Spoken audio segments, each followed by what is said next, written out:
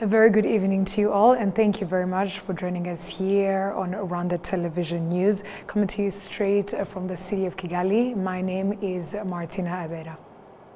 Let us start off this edition by letting you know that on Thursday, President Paul Kagame, who is also Commander-in-Chief of the Rwanda Defense Force, met with RDF generals and senior officers to discuss Rwanda's peace and security priorities.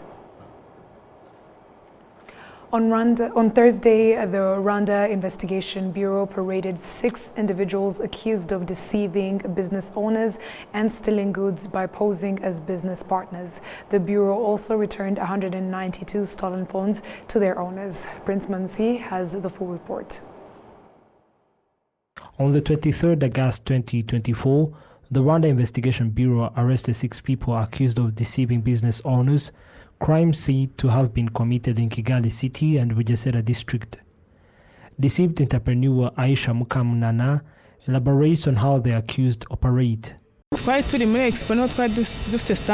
in the trade fair and 2 men approached us and discussed with one of our staff, asking of the products we provide, and he told my colleague it was on a Saturday that on Monday they are willing to buy 200 jerrycans worth 800,000 Rwandan francs of our products, and informed the client about the sum, and the client informed that the money is on the bank, we have to make a transfer through banks.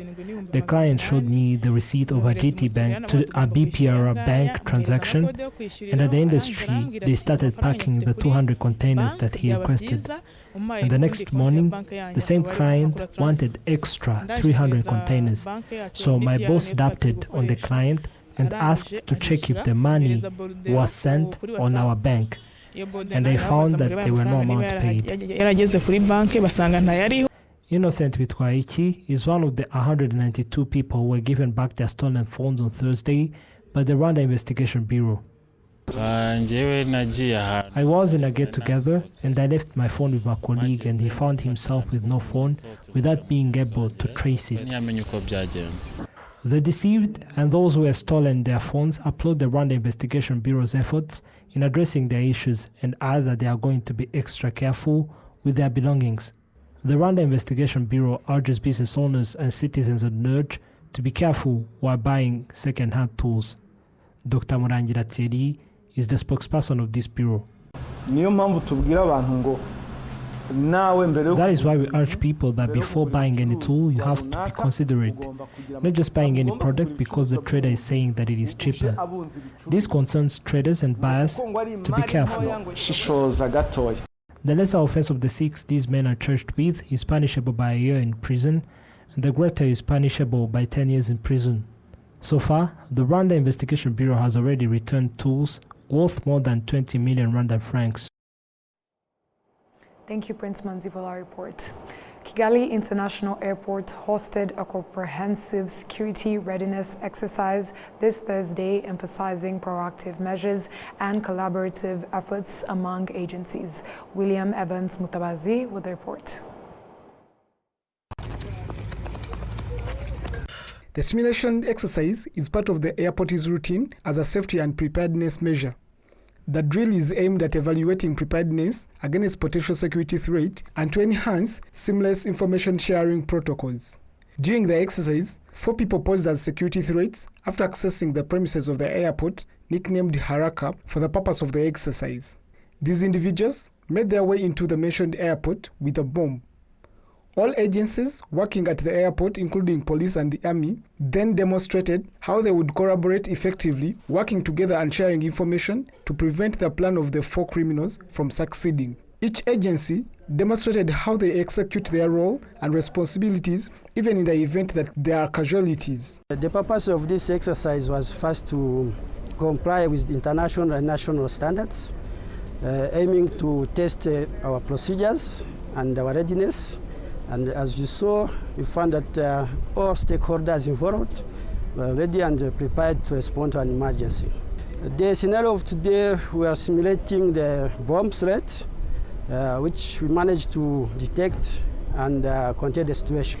The exercise went well, all stakeholders performed well, and we achieved the target. And we assure all that we are ready in terms of communication, in terms of response, in terms of equipment, because the exercise itself shows that we are ready and you're always ready. This emergency simulation exercise is held every 2 years, and each routine assesses the agency's readiness and preparedness to halt any form of threat, be it dealing with fires, epidemics, and how they communicate in the event of any incident that threatens the safety of all passengers. William Evans, Mutabazi, RwandaTV News. Academia 2063, an Africa-based non-profit research organization, has released a research report on agriculture and trade in Africa in collaboration with other institutions. The report highlights the inadequate infrastructure and climate change are significant obstacles preventing the effective marketing of agricultural and livestock products across the continent. We have this report via Sam Kalisa. The study reveals that trade in agriculture and livestock products between African countries has tripled from 2003 to 2022, reaching $19 billion. Despite the growth, several obstacles hinder the effectiveness of trade of these products, including inadequate infrastructure, insufficient investment, climate change, and rapid population growth. Dr. Usman Badian is the founder and executive chairperson of Academia 2063. Is using the highest quality of trade data across the African continent, which is already a major contribution, but also every year it looks at trends and development around performance and competitiveness of African countries and global markets, but also in Africa and regionally. It looks at specific individual value chain and how they're performing. It focuses on one regional bloc, this year's ECOWAS, and in particular this year it's looking at the nexus between trade and climate change, between trade and greenhouse gas emissions, between trade and virtual water movement across different boundaries. The Ministry of Trade and Industry in Rwanda has noted that this type of research supports decision-making grounded in evidence. Mu buhinzi, ibikorwa byo kubika ibiribwa, ibikorwa byo gutwaramo ibiribwa nk'amamodokari ahagije biracyari bikeya. There is a big gap in agriculture infrastructure, including storage facilities, transportation, and more. For that, we always have an annual plan to increase those infrastructure in accordance with available capacity. There are different policies and strategies. For instance, the NST1 that just got concluded. We also plan to continue increasing infrastructure in the NST2. We also plan to conduct public-private dialogue in order to collectively address issues. Ibiganiro hamwe tukareba niki kibura mu ruhererekane rw'inyongeragaciro kuri iki gihingwa. The published research is the 7th edition in a series. Academia 2063 conducts annual research on agriculture and livestock to support Africa's Agenda 2063.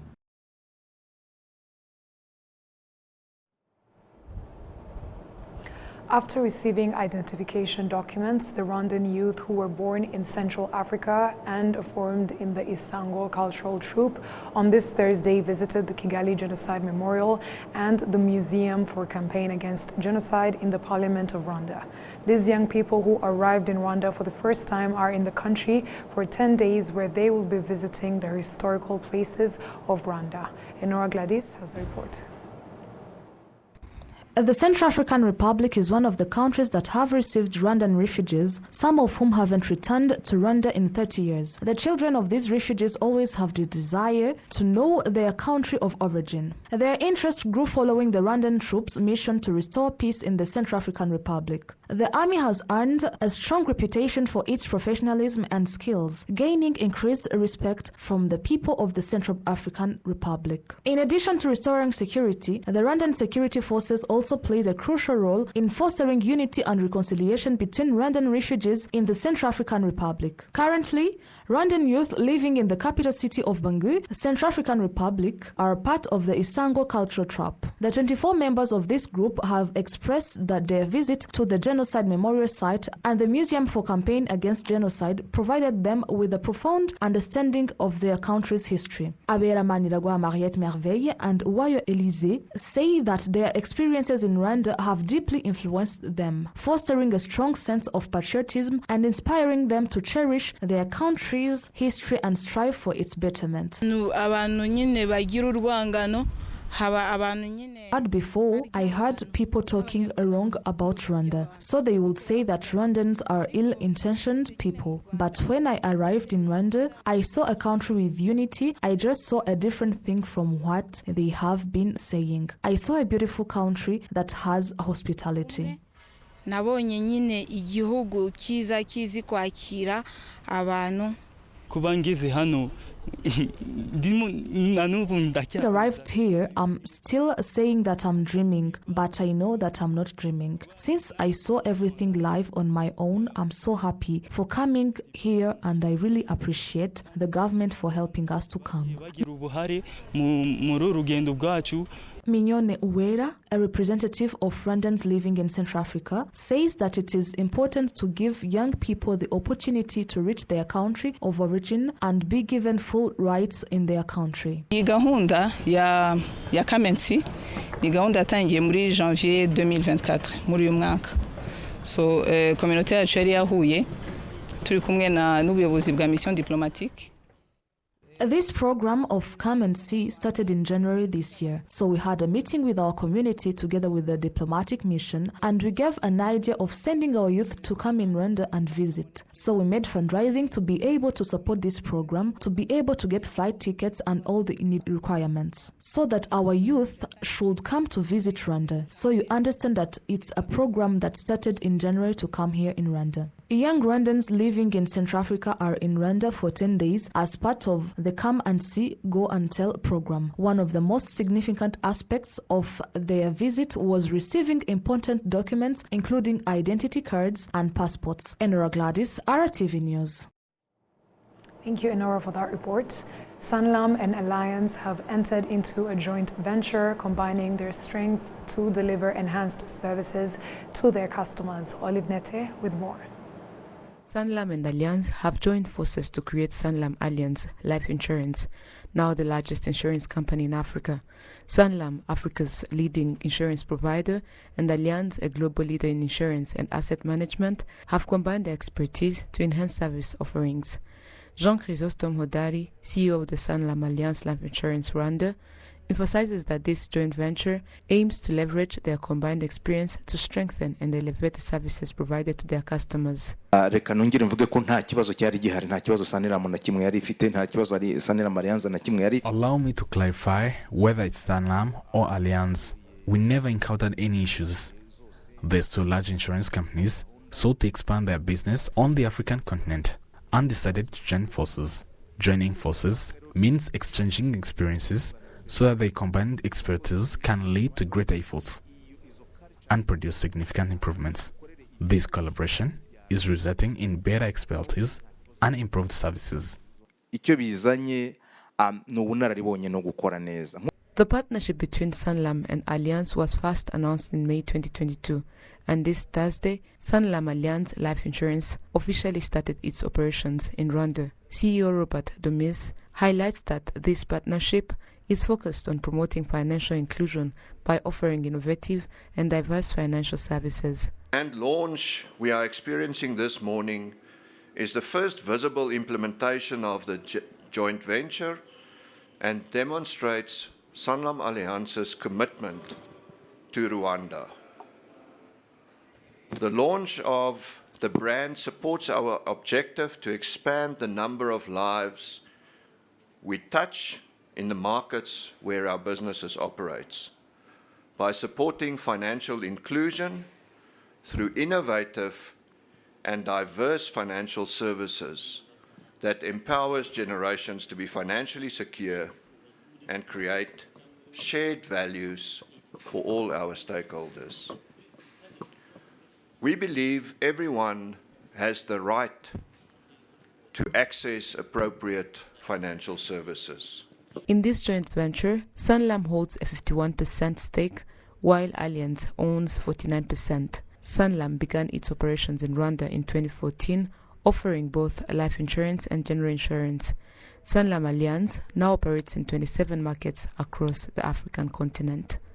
Olive Nete, RTV News. EcoBank has officially opened a new branch in Nyabugogo, Kigali. Customers in this area expressed their appreciation, noting that the new branch will significantly reduce the number of trips they previously had to make to access banking services. This move is seen as a positive step towards enhancing convenience for customers in Nyabugogo. EcoBank has also reaffirmed its commitment to contributing to the country's economic development, cultural advancement and technological growth, as well as supporting the overall development of the people. Still on to matters on the local scene. Following the central bank's reduction of the central bank rate by 50 basis points to 6.5%, some people hoped their different commercial banks would follow suit and reduce the interest rates on loan acquisitions. However, those who are familiar with banking operations say that this is not likely to happen. William Evans Mutabazi has more on this. On 21st August, the Central Bank of Rwanda slashed the central bank interest rate from 7% to 6.5%. In his remarks, the governor clarified that even when the central bank rate had been reduced by 50 basis points to 6.5%, the central bank lacks the powers to compel banks to adjust interest rates on loans in line with this cut. Twebwe nka Central Bank ntabwo dutegeka ibiciro by'abatanga serivisi z'imari. Ari abo ngabo, ari amabanki, ari iki, ntabwo mubasha banki nkuru ihabwa harimo gutegeka ibiciro. As the central bank, we do not dictate the interest rate of financial institutions and commercial banks. We do not have the liberty to do that, and our mandate does not provide regulatory powers to us to determine the interest rate at which these institutions transact their business. Doing this would be hindering business investment. It is difficult to rule out if the bank interest rates are high or low, but it is a reflection of individual banks' operations. Actually, in the past 2 years, the central bank rate was high, and these banks were expected to increase their interest rates on loans, but they did not. The good thing now is the central bank rate has been lowered, but still, we cannot compel them to lower their interest rates on loans. Some of the clients of these financial institutions and banks shared their views about this issue. If the central bank reduced the central bank rate, then the bank should do the same for interest rates on loans. Bisa Jackson Kwikiriza, Executive Director of the Association of Microfinance Institutions in Rwanda, AMIL, when asked if whether commercial banks and financial institutions should have reduced their interest rates on loans following the reduction of the central bank rate, he said the fact that BNR reduced their central bank rate could be a basis of commercial institutions and banks to also reduce their interest rate on loans. BNR yagabanyije interest rate ku mabanka n'ibigo by'imari bigana. Iyo ni igikorwa BNR yakoze. Ni ukuvuga ngo mu byemezo ibigo by'imari bifata icyo gishobora kuba. This is entirely on the banks and financial institutions, and could be done after other considerations. These considerations could be based on the institution's capital, the source of their operational capital, or if the money is for members of, let's say, a cooperative, they can make a choice to reduce the interest rate. Ntabwo twagiye kuyiguriza ahandi, na yacu dukoresha. Icyo gihe ikiguzi gishobora kugabanuka. Banks may make a decision to adjust loan interest rates to maintain competitiveness, manage risks, and respond to the changing market conditions. William Evans Mutabazi, RTV News. And that story marks the end of our bulletin tonight. And on behalf of the news production team as well as the technical team, we'd like to thank you very much for sticking with us on RTV News. My name is Martina Abera. Stay safe and have a great night.